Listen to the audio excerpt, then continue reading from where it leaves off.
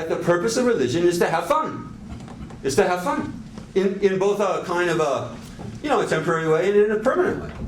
Fun's another way of talking about happiness, okay? It's another fun. Happiness is like fun plus or something like that. Just like fun that lasts a little longer, okay? So what is it that religions are teaching that is designed to produce happiness? Now, let me get it straight, okay, from the very start. Happiness isn't just fun. It isn't just like this temporary pleasure. That's not happiness, and we all know this, right? Because we all keep trying to be happy, and we think that we will be happy by obtaining pleasure. And then when we obtain pleasure, then that turns out to be not so happy either. Why? First and foremost, why? It doesn't last. It doesn't last.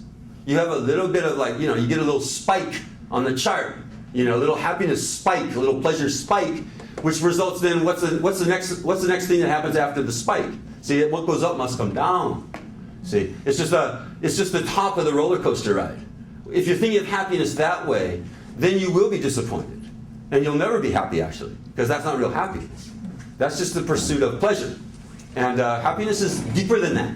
Happiness is more long-lasting than that. Happiness is that kind of stability that is there no matter what side of the trajectory the roller coaster is on, whether it's up or down. The happiness is there. See? So it doesn't mean happiness doesn't mean, especially initially, that nothing bad will ever happen to you again. See, that's not, if you have that as your expectation of happiness, then you also will be disappointed.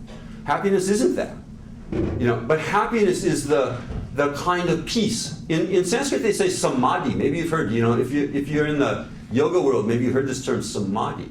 It means that kind of chill, you're just chillaxed all the time. Just chillaxed.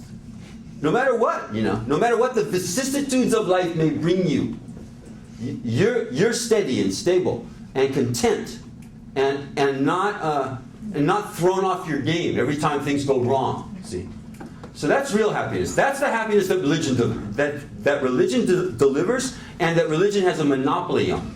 So just in case a bomb drops on us before the talk is over, I'll get to the point right away. Okay, bottom line. You never know, right? We never know. So here's the secret. Here's the secret that all religions are teaching. This is why religion has the monopoly on happiness producing. It's because they're teaching the same thing. All real religions are teaching the same thing. This is actually a gauge as to whether the religion is authentic or not. All happiness comes, all your happiness comes from not worrying about your happiness all the time. And worrying about somebody else's happiness. That's it. That's all I got to say. What, you want more? You think there was more to that? You think there was more secrets in that? That's the deepest secret that anyone could teach you. This is the secret of how to be happy. Stop worrying about yourself all the time and worry about somebody else. And it's not just Buddhism that says that, or Hinduism, or Christianity, or Islam. They all teach the same thing. This is a fundamental truth of all religions. Do unto others as you'd have them do unto you.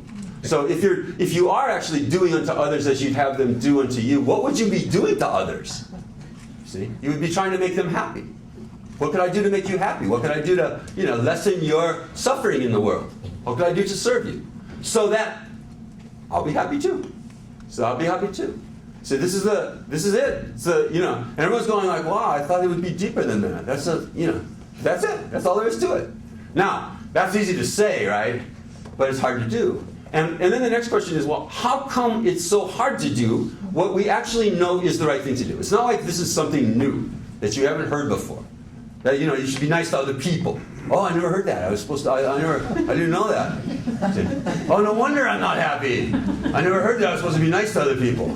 It's not like that.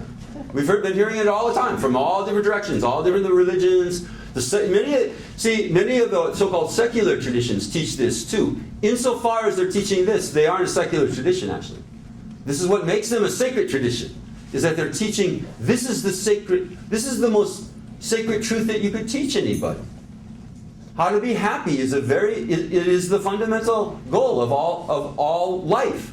So if you're teaching people the real way to be happy, which is that way and that way only, To stop worrying about you and start worrying about somebody else. If you're teaching that, no matter what you call it, it's religion. It's true. It's the truth. It's the gospel truth. We said the gospel truth. It's the sacred truth. That's because, and conversely, anybody who's teaching anything other than that as the way to happiness is not true and is not religious.